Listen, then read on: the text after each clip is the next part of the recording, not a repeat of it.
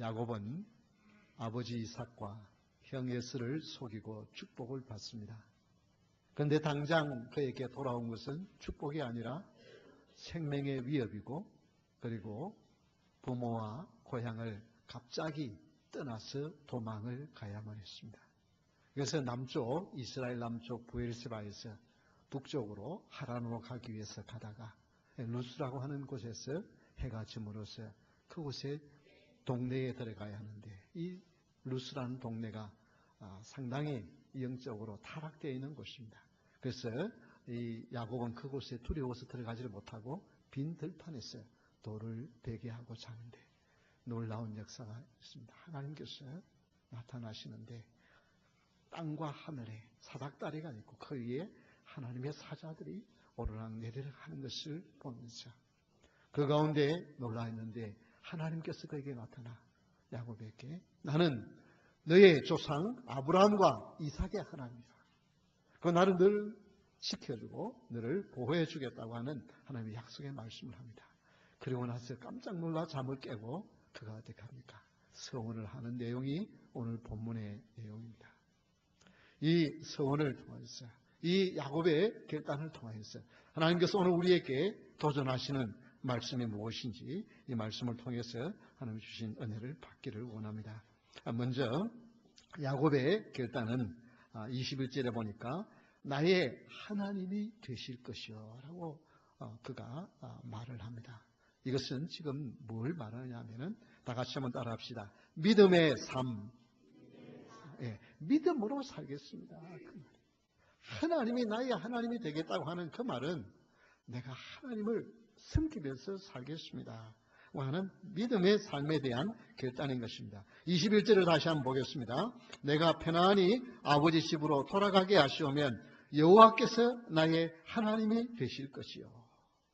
여러분, 어떻게 보면은 좀 맹랑한 말이지 않습니까?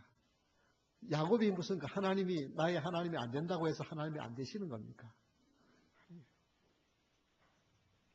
하나님은 이미 그에게 먼저 찾아오셨습니다. 먼저 찾아오셨고 먼저 말씀하셨어요. 우리가 우리 앞에 있는 내용들 다 읽어볼 시간이 없고 우리 창세기 28장 13절만 한번 보겠습니다. 우리 다 같이 한번 읽어볼까요? 또 본즉 여호와께서 그 위에 서서 이르시되 나는 여호와니 너의 조부 아브라함의 하나님이요 이삭의 하나님이라. 내가 누워있는 땅을 내가 너와 내 자손에게 주리라. 여기 지금 아브라함의 하나님, 이삭의 하나님이라고 말씀하시면서 야곱 너의 하나님이라고 하는 말씀을 하지 않습니다. 그러나 너와 내 자손에게 뭐예요? 이 땅을 주시겠다고 말씀을 해요. 왜 그러냐 하면 하나님께서 이미 아브라함과 약속하셨고 언약을 맺으시기 때문에 언약의 백성 하나님이 그와 함께 하세요. 그럼에도 불구하고 하나님은 지금 찾아오셔서 말씀하심에도 불구하고 무엇을 바라세요? 인간 편에서 하나님, 나도 하나님을 나의 하나님으로 섬기고 내가 믿음으로 살겠습니다. 그 고백을 하기를 원하시는 거예요. 하나님이 먼저 찾아오십니다. 그리고 하나님께서 먼저 말씀해 주세요. 그럼에도 불구하고 우리의 고백을 듣기를 원하십니다. 아이고, 나도 좀 야곱처럼 그렇게 꿈이라도 좀 하나님 나타나셔서 말씀하시면 얼마나 좋을까. 여러분 그렇게 생각하지 마십시오. 여러분 꿈은요 확실한 것이 아닙니다. 희미한 거예요. 그런데 뭐예요? 하나님의 말씀에 여러분을 너무나도 사랑하신다고 말씀하신 분명히 아무도 지울 수도 없고 아무도 부정할 수 없는 하나님의 말씀이 여러분 가운데 있는 줄 믿으시기 바랍니다. 그 하나님께서 여러분의 하나님이 되신다고 말씀하시는데 내가 고백을 하든 고백하지 않든 그 하나님은 우리의 하나님이십니다. 그러나 여러분 개인 한 사람 한 사람이 하나님은 나의 하나님이십니다. 내가 하나님을 섬기며 살겠습니다. 그 고백을 듣기를 원하시는 줄 믿으시기 바랍니다. 그렇게 야곱이 거기에서 이 베델에서 돌베개 했던 그곳에 기름을 붓고 서원하면서 하나님 앞에 약속하니까 그 야곱의 결단을 받으시고 신약에 보면 예수님께서 이렇게 말씀하십니다. 마태복음 22장 32절 우리 한번 다 같이 읽어볼까요? 나는 아브라함의 하나님이요 이삭의 하나님이요 야곱의 하나님이라 하신 것을 읽어보지 못하였느냐. 하나님은 죽은 자의 하나님이 아니요 살아있는 자의 하나님이시니라 하시니. 하나님은 아브라함의 하나님, 이삭의 하나님, 야곱의 하나님이시라. 그 야곱, 부족하기 짝이 없는 인생인데 그가 그렇게 결단하고 하나님 앞에 약속하니까 하나님이 그것을 받으셔. 그래서 여호와 하나님이 나의 하나님이라고 고백하는 이 결단이 바로 믿음입니다. 이것을 통하여서 아브라함의 하나님, 이삭의 하나님, 야곱의 하나님이 되시는 거예요. 그래서 여러분, 이 결단이 있기 때문에 이 자리에 온 줄 압니다. 그러나 여러분 다시 한번 심각하게 하나님은 누가 뭐라 한다 하시라도 나의 하나님이십니다. 내가 그 하나님 섬기며 믿음으로 살겠습니다. 이렇게 결단할 수 있는 여러분 될 수 있기를 주님으로 축원합니다. 우리 인생은 이렇게 야곱이 정말 루스라고 하는 그 동네에 들어가지 못하고 빈들에서 돌을 베게 하고 잠을 자는 그 처량한 시절. 거기에 여러분 어떻게 해서 오늘 한번 20절 말씀을 다시 한번 보십시오. 야곱이 서운하여 이르되 하나님이 나와 함께 계셔서 내가 가는 이 길에서 나를 지키시고 얼마나 두려워서 하나님 나를 좀 지켜주시고 그 다음에 뭐라 그랬어요? 먹을 떡과 입을 옷을 주시야. 지금 도망을 가는데 사실은 이삭이 부자지 않습니까? 부잣집 아들이 저기 바다나람으로 그것도 규수를 구하러 가려 그러면 그래도 뭐예요? 좀 두둑하게 은검패물을 가지고 가야 돼요. 그러면 먹을 것과 입을 것은 걱정 안 해도 돼요. 그런데 여기 지금 그는 먹을 것과 입을 것 걱정하면서 하나님 앞에 기도해요. 왜 그러냐? 많은 성경학자들이 이렇게 추론을 합니다.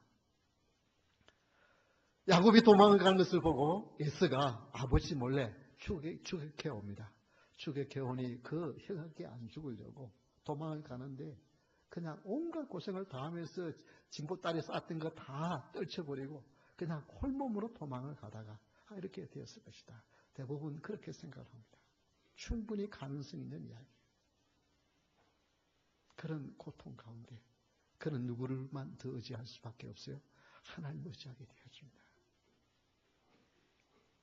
우리는 이렇게 1월 네 번째 주에 따뜻한 날씨에 예배를 드리고 있지만은 동부에는 워싱턴 DC에는 스노마케톤이라고 불리우는 2010년 2월 달에 불던 그때 17.8인치가 왔는데 이번에도 똑같이 그렇게 같이 왔습니다. 뉴욕, 뉴저지 쪽에는 더 많이 왔고요.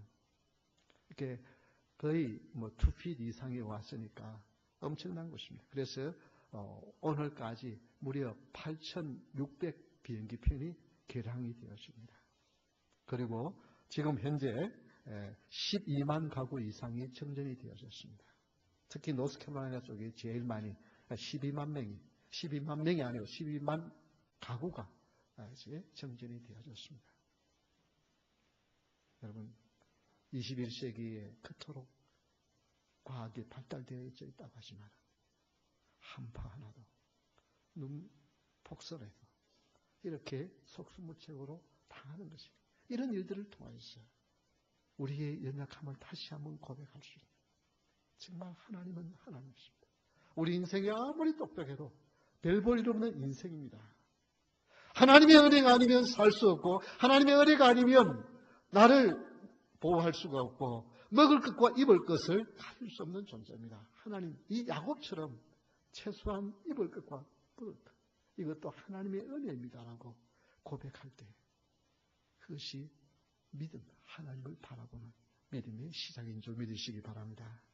그래서 전능하신 하나님을 온전히 신뢰하고 믿음으로 살겠다고 하는 각오가 이 자리에 있었어요. 2016년만 아니라 내 한평생 사는 동안에 하나님, 여호와 하나님을 섬기며 믿음으로 살겠습니다. 고백하는 축복이 있기를 주의 이름으로 축원합니다.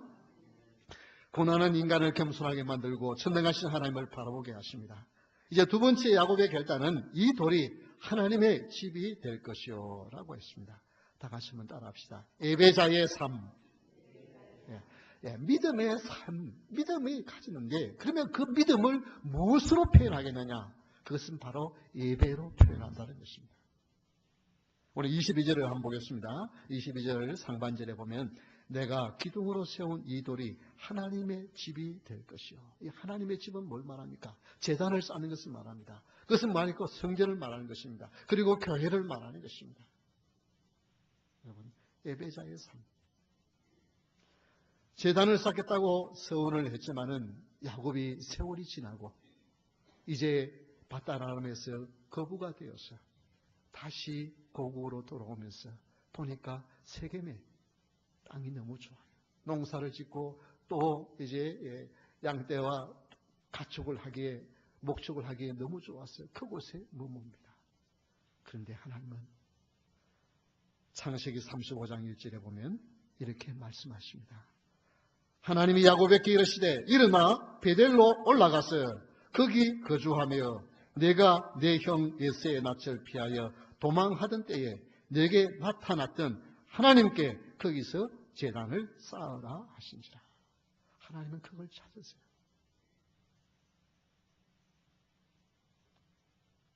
지금 세겜에서 잘 사는 것이 중요한 것이 아니고 내가 그 약속했던 그 베델 땅에 거기에서 제단을 쌓으라고 하나님이 찾으십니다. 여러분이 여호와 하나님을 내가 믿으며 숨기며 살겠습니다라고 하는 그 고백을 바로 이 자리에 나와서 예배 드리는 것처럼 예배자의 삶을 통하여 여러분의 신앙을 고백하는 것입니다. 그래서 여러분 예배를 귀중하게 여기십시오. 하나님을 향한 믿음은 예배자의 삶으로 나타납니다. 제가 자주 말씀을 드렸습니다마는 여러분 꼭 기억을 하십시오. 하나님은 예배하는 자를 찾으십니다. 얼마나 세상에 멋진 나타날 많은 것들이 있느냐 그걸 가지고 하나님이 찾으시는 것이 아니라 어떻게 신령과 진정으로 영과 진리로 예배하는가를 하는 자를 찾으십니다. 요한복음 4장 23절을 우리 다 같이 한번 함께 읽겠습니다. 요한복음 4장 23절입니다. 아버지께 참되게 예배하는 자들을 영과 진리로 예배할 때가 오나니 곧 이때라. 아버지께서는 자기에게 이렇게 예배하는 자들을 찾으신다. 하나님이 찾으시는데, 하나님이 찾으시는데, 멋진 옷을 입고, 얼굴이 예쁘고, 이런 사람들을 쳐다보는 것이 아니라, 하나님은 영과 진리로 예배하는 자들을 하나님 쳐다보신다. 그 달을 찾으시다. 여러분, 이 예배를 어떻게 할 것인가? 우리 헌법에 보면 예배에 모부한 것이 있습니다. 예배를 어떻게 할 것인가에 대해서 상세하게 말씀을 하고 있는데, 그 예배를 하는 자세에 대한 이야기를 하고 있습니다. 여러분, 제일 처음 교회하면 어떻게 해야 돼요? 제일 처음 교회하면 어떻게 해요? 뭐 합니까? 그건 아시네요. 기도해야 되는 거 아시네요. 제일 먼저 오면은 기도 먼저 하도록 되어져 있습니다. 제일 먼저 오면은 기도를 하되, 특별히 뭐 자기 자신만을 위해서 기도하는 것이 아니고, 오늘 말씀을 전할 종에게 은혜를 주었어요. 하나님의 복을 주었어요. 그 종을 통하여 은혜로운 말씀이 전파되게 하시고 우리 모두가 은혜 받게 해달라고 기도하도록 예배 모범에 그렇게 기록되어져 있어요. 제일 먼저 오면은 그 기도 먼저 해야 되는 거예요. 하나님, 내가 이 예배를 통해서 하나님께 영광을 돌리고 은혜 받기를 원하는데 주의 종을 사용해 주셨어요. 하나님 말씀을 바르게 전파하게 해달라고. 이 기도를 해야 돼요. 그런데 요즘은 하나 더 첨가해야 되죠. 뭐 있어요? 교회 딱 들어올 때는 뭐부터 해야 되겠어요? 여러분 휴대폰 가지고 계신 분들은 꼭 진동으로 먼저 그거 먼저 해내야 돼요. 그건 상식이에요. 그리고 어떻게 기도한 후에 들어가서 보다도 여러분 성경책이 뭐 이게 어디 있는지 막 장 넘기는 게 처음에 몇 장 몇 절을 봅시다 하는데 그게 막 장 넘기는 소리가 나면 조금 훈련이 덜 된 거예요. 예배 전에 오늘 본문의 말씀이 뭘까 하고 한번 찾아서 읽어보고, 물론 집에서 읽어보면 더 좋고, 그래서 일주일 전에 꼭 성경 본문과 제목이 먼저 나가잖아요. 그게 폼으로 그려놓은 게 아니고 미리 기도하고 집에서 한번 읽어보고 오라고 그걸 적어놓는 거예요. 여러분 일주일 전에 성경 본문 나가는 게 그렇게 쉬운 게 아니에요. 그러나 일부러 그렇게 하는 거예요. 그리고 보면은 대지가 1, 2, 3 있는데 전체를 다 안 써놓고 가로를 적어놨어요. 그러면 이 가로에는 무슨 말이 들어갈까? 한번 추측을 해보기도 하고. 그래서 만약에 그게 가라오에 들어가는 내용이 내가 생각했던 것과 맞으면 얼마나 또 기뻐요. 그렇잖아요? 이런 시간들을 가지면서 좀 하나님께 집중하는 것이 예배 전에 해야 할 중요한 것들이에요.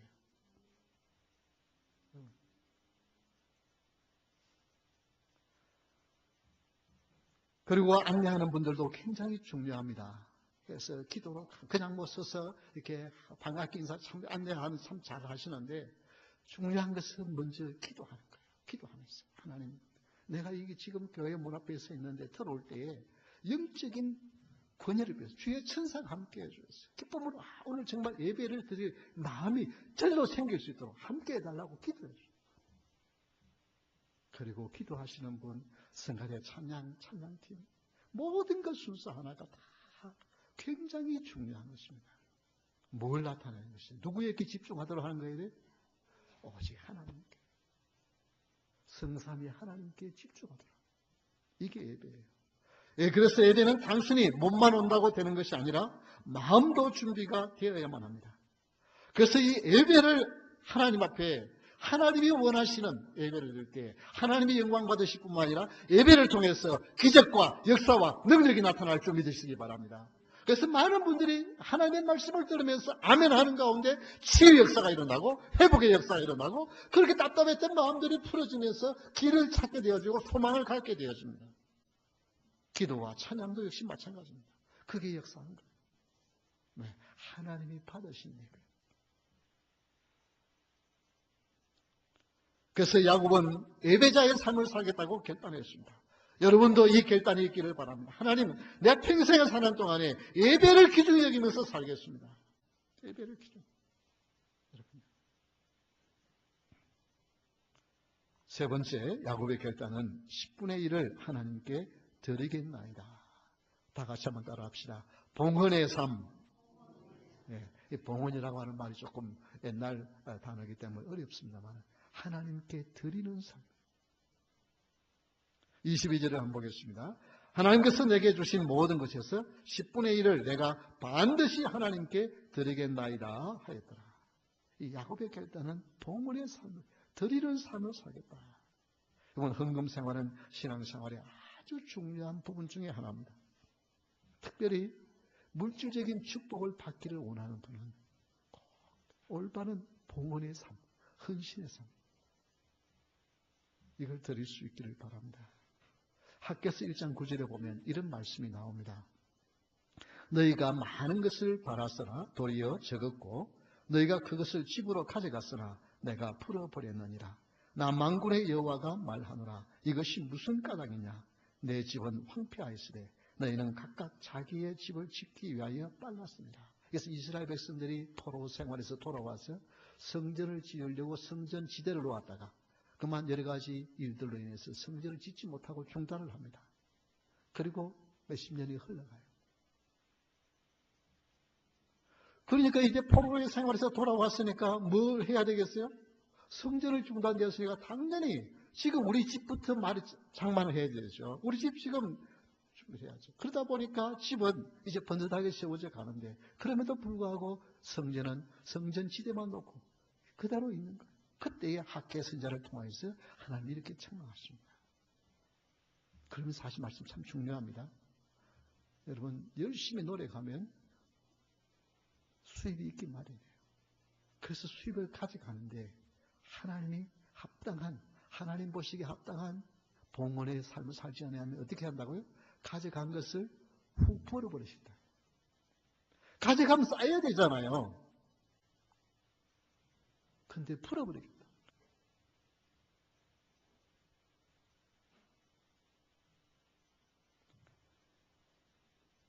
여러분, 하나님께서 합당한 11조와 합당한 헌금 생활은 하나님이 명하신 것입니다. 성도의 물질의 축복은 봉헌의 삶을 통하여서 옵니다.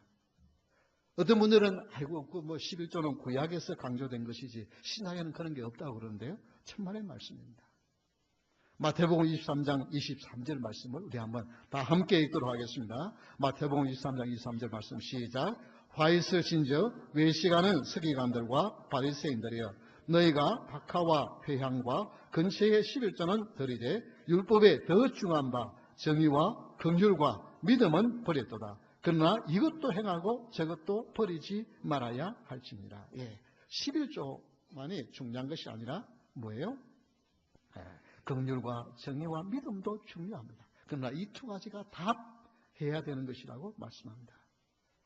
그래서 결코 11조는 구약의 강조만 아니라 예수님도 말씀하신 것입니다. 여러분 수고의 열매를 거둔 것 정말 여러분이 수고해서 거둔 것이지만 하나님이 주신 것인 줄 알고 감사함으로 열의 하나를 하나님 앞에 꼭 드릴 수 있기를 주의 이름으로 축원합니다. 그런데 그 한국의 높은 뜻 정의교회 오대식 목사님이 그 기독교 신문에 보니까 그런 얘기가 있더라고요. 자기 교회는 한 달에 한 번은 헌금이 없는 주일로 만들었다. 헌금을 하는 주일. 그래서 거기에 기사를 쓴 것이 참 아주 신선한 바람을 일으킨 목사라. 그렇게 좋게 평가를 해놨더라고요. 여러분 어떻게 생각하십니까? 평신도들이야 그 무슨 말인지 모르지만 나는 목사가 그런 일을 했다고 하는 것은 나는 여러분 헌금은요 교회의 필요를 위해서 헌금했다. 정말의 말씀이에요. 목사가요 하라 하지 마라 할 권한이 있는 것 같아요? 하나님의 명령이에요. 교회 형편이 좋으니까 당신들은 헌금 안 해도 된다? 하나님의 명령이에요. 나는 이 목사님이 정신 나간 목사라고 생각해요. 하나님의 것이 사람이 하라 하지 마라 할 수 있는 권한이 없어요. 분명히 하나님께서 열애를 하나님께 바치라 했고 올바른 헌금 사역을 하라고 명령하셨어요. 그런데 사람의 인기를 위해서 요즘 워낙 교회 세상 사람들이 욕을 많이 하니까 그렇게라도 해가지고 무슨 신선한 바람은 신선한 바람이죠. 엉뚱한 신선한 바람이죠. 그렇게 해서 저희 교회는 돈에 별 신경을 안 쓰는 교회구나. 그렇게 사람의 칭찬을 들으려고 하는지는 모르겠지만 하나님 보시기에는 아닙니다.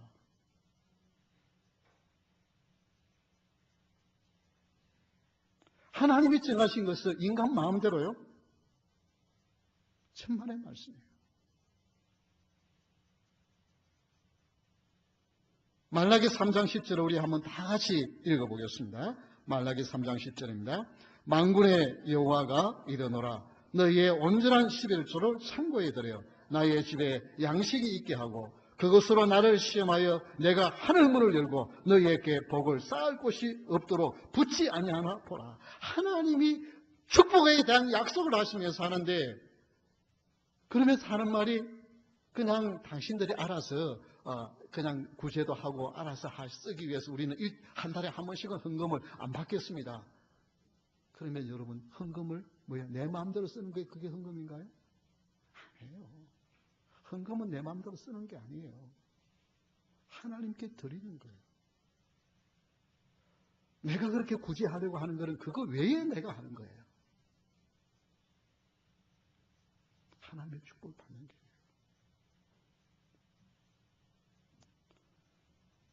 온전한 봉헌은 창고의 복을 가져오는 줄 믿으시기 바랍니다. 영혼의 축복과 함께 물질의 축복도 우리가 받아야 되고요. 우리 성도들이 이 땅에 사는데 그렇잖아요. 영혼의 축복은 예수 그리스도를 믿음으로. 그래서 믿음의 삶을 통하여 복을 받습니다. 예배자의 삶을 통해서 하나님의 역사와 능력을 체험합니다. 그러나 이 땅에 하나님의 축복, 여러분의 후손들이 하나님의 축복을 계속하여 받는 것은 바로 봉헌의 삶을 통하여 받습니다. 여러분, 일시적으로요, 그거 안 해도요, 모으면은 모은 거 가질 수 있어요. 갈 수 있어요. 그런데요, 그게 결코 복이 아닙니다. 그것 때문에 얼마나 고통당하고, 괴로움당하고. 여러분, 하나님의 백성은 하나님이 결코 그대로 두지 않습니다. 하나님이 챙겨요. 야곱이 도망가면서 그렇게 어줍지 않게 그곳에서 서운했지만 하나님은 그거 하나하나 다 찾으십니다. 왜? 그것이 복받는 길이기 때문에. 여러분, 이 시간 결단할 수 있기를 바랍니다. 어렵고 힘듭니다. 점점 세상은 갈수록 만만치 않습니다. 그러나 믿음의 삶을 살겠다, 예배자의 삶을 살겠다, 봉헌의 삶을 살겠다 결단함으로 말미암아 여러분의 놀라운 은혜와 축복이 여러분뿐 아니라 여러분의 후손들에게 임하는 것을 볼 수 있다. 여러분의 주위의 사람들이 볼 수 있는 것을 볼 수 있도록 하나님 여러분이 믿음 위에 굳게 서기를 주의 이름으로 축원합니다. 우리 다 같이 세워서 하나님 앞에 찬양하겠습니다.